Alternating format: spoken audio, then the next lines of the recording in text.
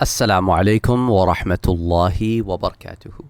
Today we'll address a question that has been coming on our channel from past few weeks. This is about how the skies are created. What is between these skies? Are these skies of different materials, all seven of them?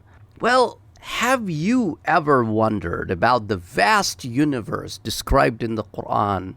How were the seven skies created and what exists between them? What materials were used in their creation?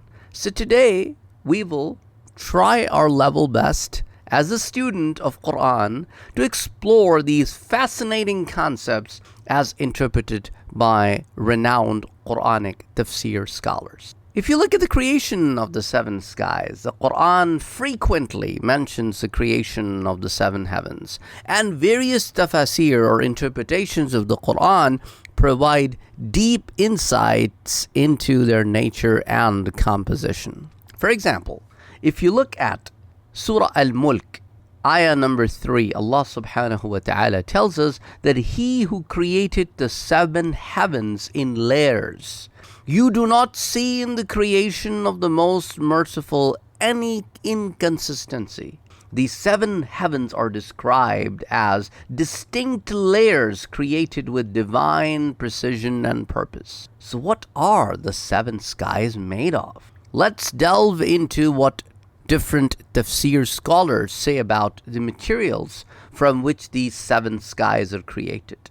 If you look at Tafsir Ibn Kathir, Ibn Kathir explains that the heavens are made from different materials. Compared to the earth, each heaven has its unique composition, reflecting Allah's creative power. The first heaven is described as being made of smoke or gaseous matter, referencing Surah Fussilat, in which Allah subhanahu wa ta'ala says, "Then He turned to the heavens when it was smoke."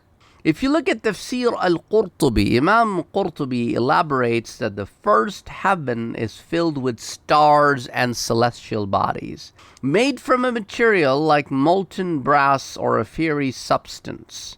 He emphasizes that the material differs from earthly matter, highlighting its celestial nature. He also mentions that subsequent heavens are made from progressively finer and more ethereal substances. Now, if you look at the work of Imam Jalaluddin Suyuti rahimahullah in his Tafsir Ad-Durr al-Manthur, he references several ahadith and reports that describe the materials from which each of the seven heavens is made. According to these traditions, each heaven is created from a distinct material. First heaven is made of smoke or water. This represents the initial form of the heavens before their detailed formation. Second heaven composed of pure white pearls, symbolizing purity and divine beauty. Third heaven made from iron, representing strength and resilience. Fourth heaven created from polished brass, reflecting radiance and illumination. Fifth heaven made of gold, symbolizing immense value and splendor. Sixth heaven constructed from yellow topaz, a precious and radiant gemstone, where the seventh heaven is made from divine light, representing the ultimate spiritual and celestial nature. Imam Tabari, in his tafsir Jami' al-Bayan, provides a more generalized explanation of the creation of the heavens. He focuses on the divine power behind their creation rather than specifying distinct materials for each of the heavens. Imam Tabari emphasizes that the heavens were initially created from smoke or vapor, referencing Surah Fussilat, that then he directed himself to the heaven while it was smoke. The precise materials for each heaven are not elaborated in detail, as Imam al-Tabari tends to focus on the overarching cosmic order and the majestic nature of the heavens, rather than delving into specific material for each layer.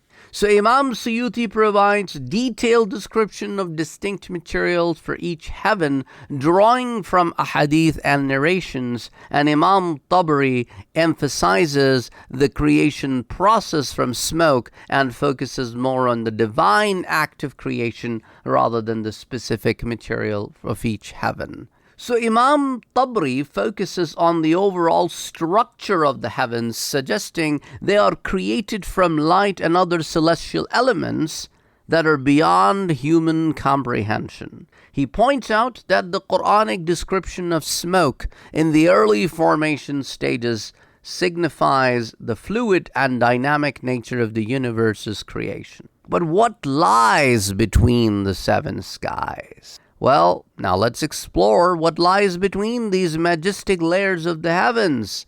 According to all major tafasir, the spaces between the heavens are inhabited by angels. Each heaven has specific angels assigned to it. By heavens, we mean the layer of skies over here. So each sky has specific angels assigned to it, performing several duties, various duties, such as delivering divine decrees, recording human actions, and managing the cosmos. And the Quran mentions the presence of stars, meteors, and other celestial entities within the first heaven. For example, in Surah As-Saffat, Allah subhanahu wa ta'ala says that indeed we have adorned the nearest heaven with an adornment of stars. And these entities not only decorate the heavens, but also serve as protectors against evil forces.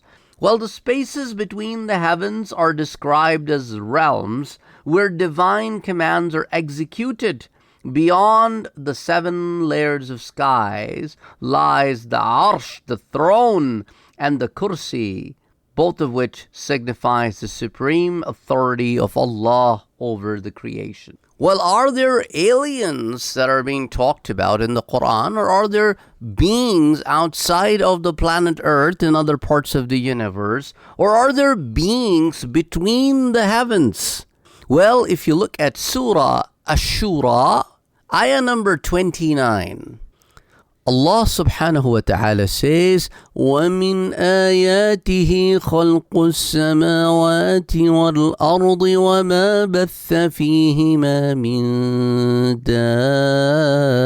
دَابَّةٍ. Among his signs is the creation of the heavens and earth, and all the living creatures he has scattered throughout them. So when it is mentioned in these ayahs that Allah subhanahu wa ta'ala has created all the skies, samawat, and ard, all forms of land. Ard doesn't necessarily mean this earth alone or dunya. All forms, because there are seven heavens, so there are seven earth. Ard, what are the seven ard? We do not understand as 100%, but we have talked about it briefly in the past. As our focus is on seven heavens or seven levels of sky or seven layers of sky today, heaven, we are not talking about paradise here. By heaven, we usually mean in this particular regard the seven layers of skies. So these, Allah subhanahu wa ta'ala says that there are signs in the creation of the sky, samawat, and land, or stars, or planet, or all forms of ard. And since Allah says signs, that means there are things to ponder over, think over, research, get to the details of it. And Allah says, and the living creatures, uses the word dabbah. Living creatures, doesn't just say humans, doesn't just say humans and jinns, or humans and jinns and the angels, says living creatures. And on top of that says, he has scattered throughout them. So there might be beings between each heavens or each layers of sky. There might be universe between them. They may have their own universe system. We are looking at the universe that is under the first sky. There may be another set of universe between each skies. We don't know. But this ayah sort of kind of reflects on the dabbah, living creatures scattered through the seven heavens. Allah knows best. What is the nature of these living creatures? Are they just bound to just angels? If that was the case, then Allah subhanahu wa ta'ala would not have used the word dabba, would have specifically used the word angels. So that's why we do not 100% understand what exactly lies between them. But we have very little knowledge. وَمَا أُوتِيتُم مِّنَ الْعِلْمِ إِلَّا قَلِيلًا. Allah subhanahu wa ta'ala has given us very limited knowledge. So we know that each heaven or each layer of sky has specific angels assigned to it, and they all do their duties that are given to them. And Quran mentions the presence of stars to adorn. Then this adornment doesn't necessarily mean that they're hanging from the first sky. It's just like within the universe, when you look up, you see these stars that beautify your night sky. And remember, the universe is like a stretched paper or stretched sheet or fabric on which different objects produce different tensions. Now, if you are on Mars, Earth may appear to you as if it's up there high. If you are on Earth, Mars appears to you up there high. So everything is contextual. Nothing is on top of something else. Nothing is above something else.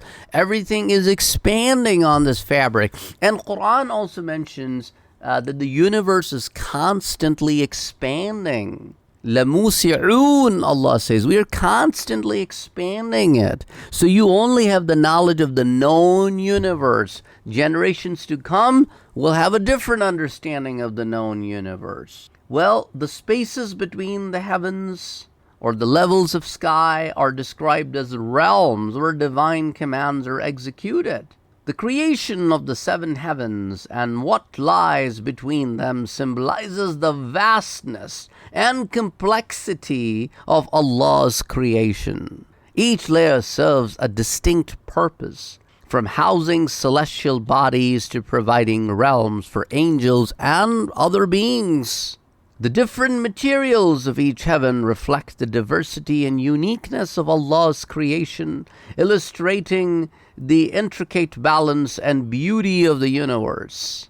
The seven skies, created from various celestial materials and inhabited by divine beings, reflect the grandeur and meticulous design of the universe. Through the tafsir of scholars like Ibn Kathir, Imam Qurtubi, Imam Suyuti, and Imam Tabri, we gain a deeper understanding of the Quranic descriptions of the cosmos. We need your support, so please don't forget to like, share, and subscribe to our channel. And also, these videos are a result of the questions that you guys bring forth. So please, if you have any questions, put them in the comment section down below so that we can work on more useful information and present it to you. So don't forget to like, share, and subscribe for more enlightening content. Inshallah, we'll see you next time. Till next time, Assalamu alaikum wa rahmatullahi wa barakatuh.